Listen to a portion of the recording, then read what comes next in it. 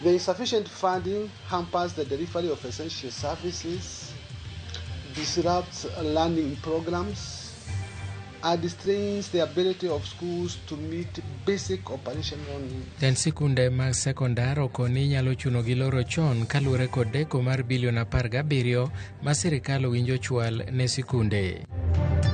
Achije moko mitudo kod ketho mar teko ji orem chope doho ma Kangundo wira ni onge matres mag dhi ninde te sendo bila ma Kangundo. Tich abich nonene bungu moro to lawe to nikech bungu no oyugno ji mang'eny nokodonje momiyo nokoyude. Sani wase adopt strategy manyien kaka yude. Obila mage mochako nonro e wi achich ma itudo kod maundu kaachiel kod nek mosemedore kar chung'od bura magem.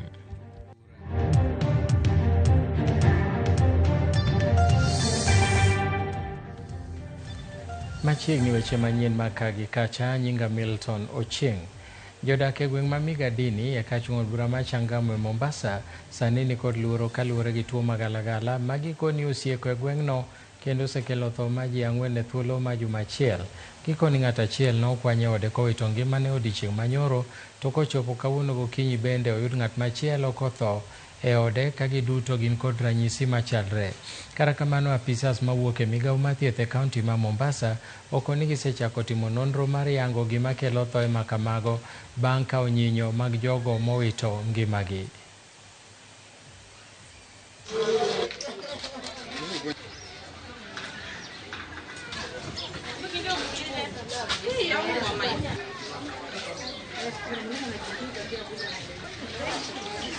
Tuo moro donjonwa kae magalagala ma ok wang'eyo, osenego ji 4, ji 8 nyocha otho ka ok wang'eyo ni en tuo mane.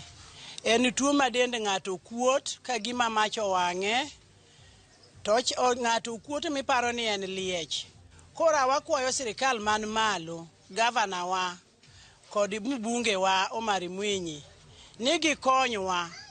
Jok manyotho nyoro kineno dhano to dhano chalo gi liech. Dhano nyo kuot miparo no wang'e gi pi. To motho kawuono bendo kuota kamano, koro kwang'e ni en tuo mane. Okwane ka alimantie kae ber nikech luoro osedonjonwa ma kata na wuona seluor.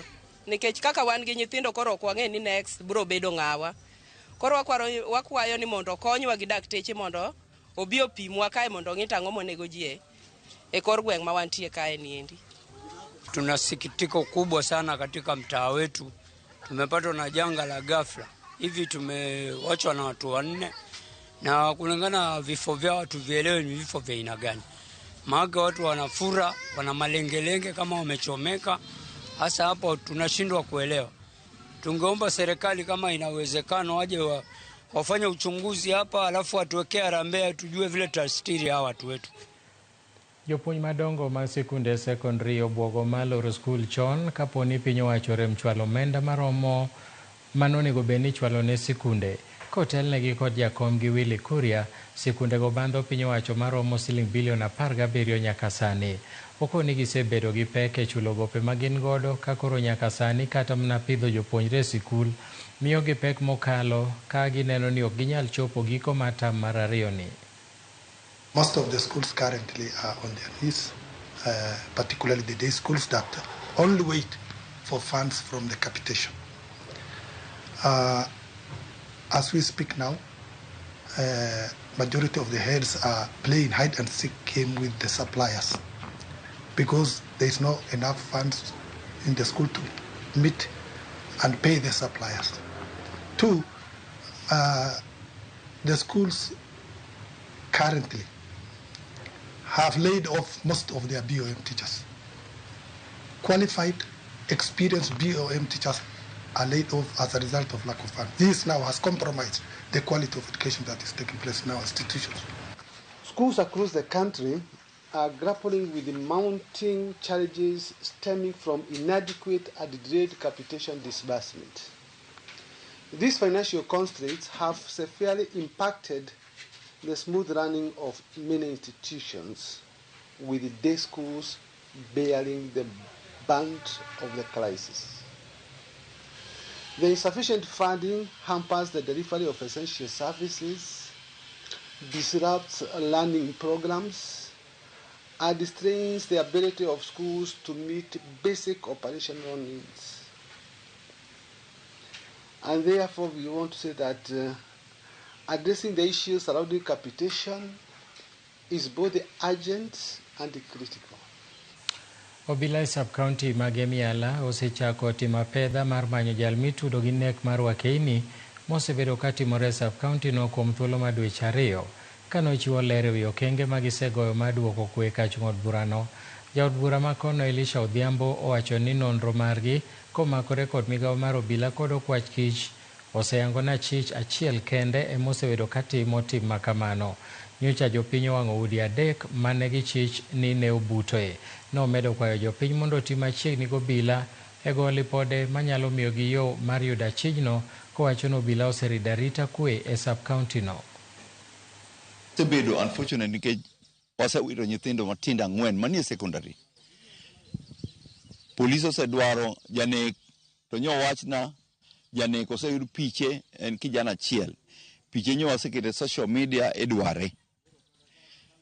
Dalagi ayo anyiko, to nyocho dak dan mare, yosagam, dala no nyo wang, botan into ashes. Tich abich no nene bungu moro, to lawe to nkech bungu no oyugno, jimang'eny noko donje, momiyo noko yude. Sani, wase adopt strategy manyien kake yude. To within 3 or 4 days, idhe yude. Kado bed jachien, wan joma lamo Nyasaye, idhe yude. Mondo watikri gi wachni, kik wabed ni propaganda kia ng'ato lal. Olal en Nyasaye, ok onyal lal. En dhano. Kech onge ng'ama nyalo lal, ma dhana. What is important ang'eny ji oluor, aseloso gi jogem mang'eny oluor. But, sani police intensify patrol molo kaka ne gitimo chon. Nitie patrol gotieno, ma police ng'eny ye, nindo kochako dikinyi.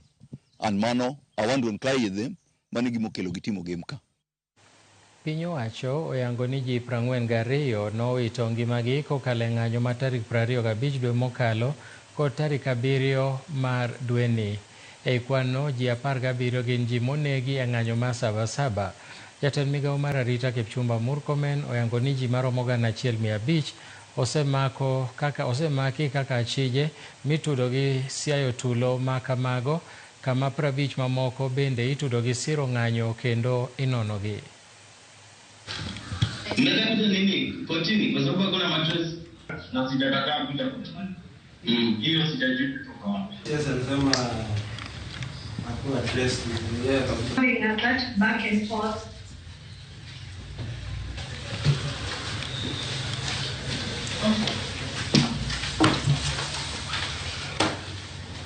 A ruling in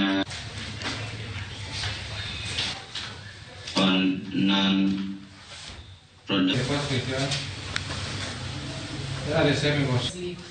So, OCS, what does the OCS say?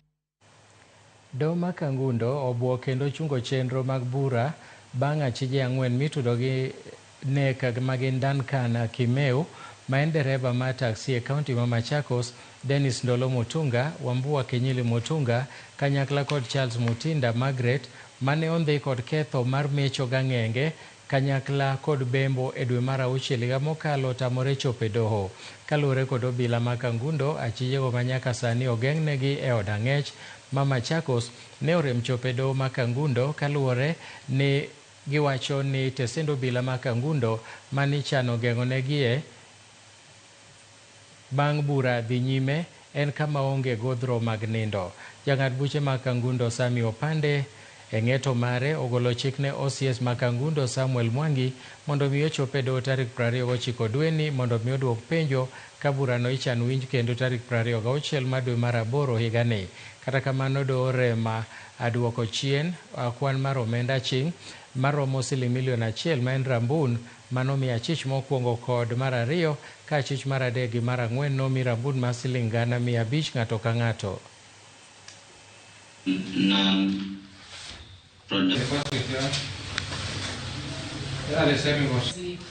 So, OCS, what does the OCS say?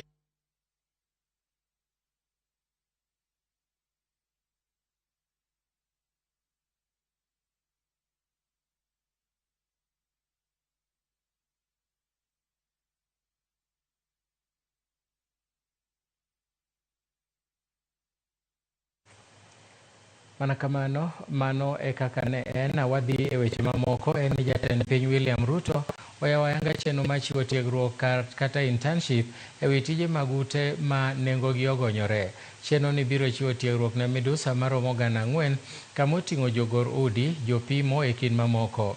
Jogo manoyuore nyasino oting'o jatend migawo mar lowo kod ute Alice Wahome, jagoro mongirore mochung'ne ute Charles Singa kod nyawadgi mochung'ne tije piny owacho Joel Arumonyang'. We are bringing on board and hiring another 4,000 graduates, fresh graduates from our universities and TVET to work with us under your firms so that you can supervise them, you can, and we're going to work out a framework where you take responsibility for what they do and also make sure that they acquire the skills in the marketplace with your supervision, with your support, so that they can acquire the knowledge that is necessary, the competencies that are necessary, the skills that will make them professionals in their space as we create more companies, because I am very sure that your companies will be scaling up. These are the people who you will recruit into your farms. These are the people who will create new farms to work with us in this built environment space. Watimo mos Nyakwaromogi kuom kikruok mar picha, kata kamano wadok e sigana mar jatend migawo mar arita. Sirikal oyango ni ji 42 notho kokalo ng'anyo ma tarik 25 dwe mokalo kod tarik 7 ma dweni. E kwano 17 gin ji manonegi e ng'anyo ma Sabasaba. Jatend migawo mar arita Kipchumba Murkomen oyango ni ji 1,500 osemaki kaka achije mitudo gi siayo tulo, kama moko 50 gin jogo mitudo gi siro ng'anyo kendo inonogi. The financiers and political sponsors of these men are being investigated and will soon answer for their crimes. Similarly, any police officer accused of unlawful use of force will face the law. As I speak, one police officer has already been arraigned and is facing murder charges. I will this Friday, pursuant to Article 245(4) of the Constitution, be issuing a policy directive to the Inspector General of Police on the use of force and firearm by law enforcement officers.